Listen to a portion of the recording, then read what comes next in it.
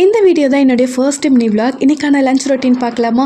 இன்றைக்கி லஞ்சுக்கு பாறை மீன் நல்லாவே ஃப்ரெஷ்ஷாக கிடச்சிருந்தது. ஒரு 4 மீன் கிட்டே வந்துச்சு. நல்லா ஃப்ரெஷ்ஷாக க்ளீன் பண்ணி எடுத்து வச்சுட்டேன். குழம்புக்கு சின்ன வெங்காயம், 2 தக்காளி, 2 பச்சை மிளகா, பூண்டு பல் எல்லாமே சேர்த்து நல்லா கோஸாக அரைச்சி எடுத்துருக்கேன்.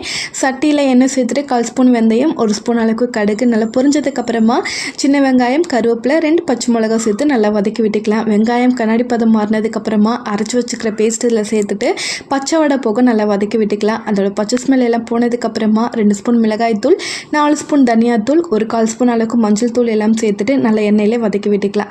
புளி தண்ணி ஆல்ரெடி பார்த்தீங்கன்னா நான் கரைச்சி தான் எடுத்து வச்சுருக்கேன். இதில் சேர்த்துட்டு தண்ணி தேவையான அளவுக்கு சேர்த்து நல்லா பேலன்ஸ் பண்ணிக்கலாம்.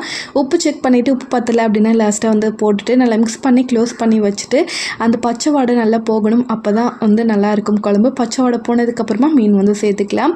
சைட் பை சைட் பார்த்திங்கன்னா ரைஸ்க்குமே வந்து வச்சுருந்தேன். சாதம் எப்போதுமே பார்த்திங்கன்னா அந்த மீன் குழம்புக்கு கொஞ்சம் வேறையாக இருந்தால் தான் நல்லாயிருக்கும். ஸோ அதையுமே சைடாக வச்சுட்டு மீன் வந்துட்டு போட்டாச்சு.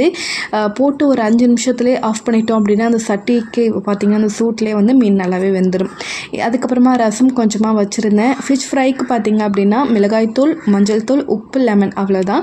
இதையுமே மிக்ஸ் பண்ணி வச்சுட்டேன். ஒரு 10 நிமிஷம் வந்து நல்லா வந்து ஊறிட்டோம் அப்படின்னு சொல்லிட்டு லாஸ்ட்டாக எண்ணெயில் இதை ஃப்ரை பண்ணி எடுத்துட்டோம்னா சூப்பரான ஃபிஷ் ஃப்ரையுமே ரெடி ஆகிடும். இன்றைக்கான லஞ்ச் பார்த்திங்கன்னா இதுதான். உங்கள் வீட்டில் என்ன லஞ்சுன்னு எனக்கு மறக்காமல் ஷேர் பண்ணுங்கள். வீடியோ பிடிச்சிருந்தா கண்டிப்பாக லைக் பண்ணிவிட்டு சப்ஸ்கிரைப் பண்ணிக்கோங்க. பாய்.